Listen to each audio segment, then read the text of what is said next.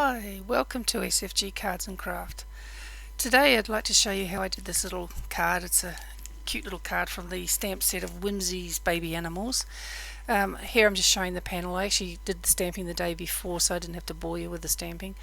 Just using the giraffe, and there's two lots of grass in there that I'm actually using.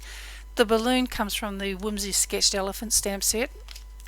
I'm actually just using the three colours I'm using here is Victorian Velvet, which is the pinkish sort of looking colour, Shaded Lilac, the one in the middle, and Wilted Violet, the darker one on the outside. Just using like an ombre sort of effect, just to get just for this panel. I'm just using it for die cutting, so it doesn't have to be perfect in any way. Most of it's not going to be seen anyway. The ABCs that I'm using is called Cole's ABCs. It's a new set for me. It's from Lawn Fawn again. I really love the Lawn Fawn stuff. Most of the things I have is Lawn Fawn actually. Just putting the word girl on there. I only bought this die set recently. It's the only other one I've got is actually really huge, and if you have a look at any of my previous videos, you'll see there's one with a cactus on it and a little kangaroo which I made out of a rabbit. That's actually got the really large die set on it. Coming in here with I've just got to look at my piece of paper, sorry, tumbled glass, because I'm not familiar with the names of these dyes, these dye inks, sorry, the inks, the distress inks, or any of the inks for that matter. I'm doing the background now because I thought, well, once the balloons and the giraffe are actually painted with the ink, it probably would smear or smudge into the background, so it's best that I actually do it now. And if I got the blue onto the animal or the balloons, it really wouldn't matter because that would get covered over. But if I actually using the blue around the balloons and the giraffe once it's painted, it will probably smear. Okay, just using the Quickie glue pen, I'm actually attaching the letters for the word girl. These glue pens are actually quite good. I was actually a bit suspicious that they may not be as good as what people are saying, so I bought one, but I've now gone back and got another two. I've got three of them now. This one's actually sort of half used already.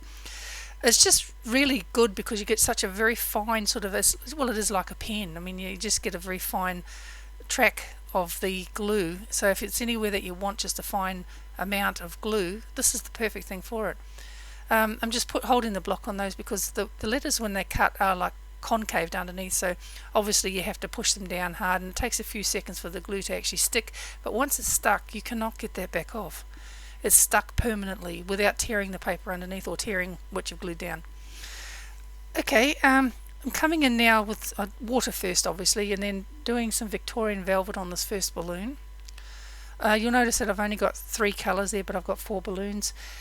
When I come to do the third balloon, I actually use both the Shaded Lilac and the Wilted Violet mixed, like brush mixed together, just to bring it to another colour.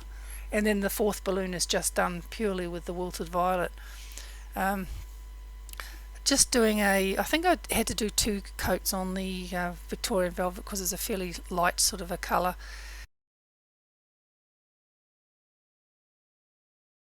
Shaded Lilac for the second balloon, as I said. That's a very pretty colour actually for a very sort of, I was going for the pastels sort of more in this one because it is for a baby card. Non-traditional colours, normally traditional colours is pinks for a girl, I'd say, but this one I wanted to do non-traditional.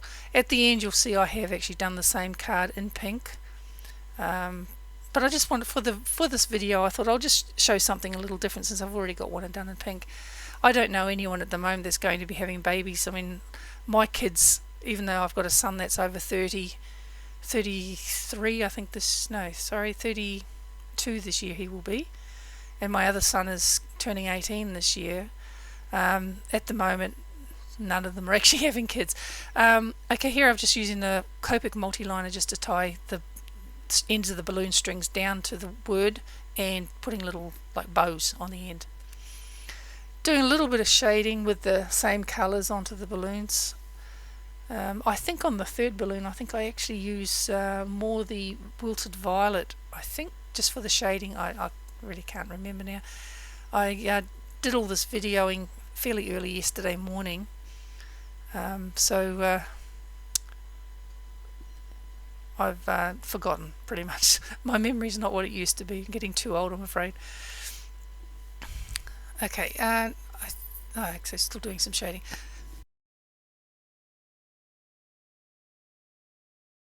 Okay, for the muzzle on the giraffe, I'm just using pure tea dye. Tea dye is a fairly nice, very pale sort of a brownish sort of a tint.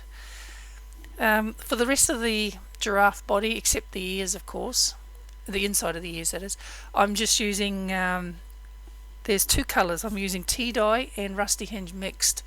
With these two colours, what I'm doing is, on my palette off to the side there, I'm just stamping these two colours on fairly close together, just half a centimetre probably between them, and just swooping the brush between the two colours to pick up both colours on the brush. It's just a way of brush mixing these colours, so it seems to work.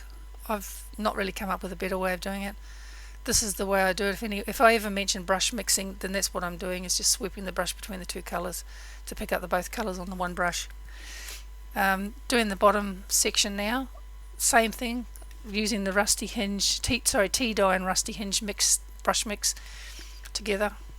It's a fairly quick card, this one actually. I think the whole thing, except for the stamping, which was done the day before, the whole card only took about 30 minutes to do, which is everything, including the die cutting and the doing the little panel where the die cut was done, the shading of thing. Just touching up here and there, just doing a little bit of shading down the side there with the same colours, tea dye and rusty hinge, just to sort of make it a little bit dimensional sort of. Now I'm coming in with, at a moment, to do the spots.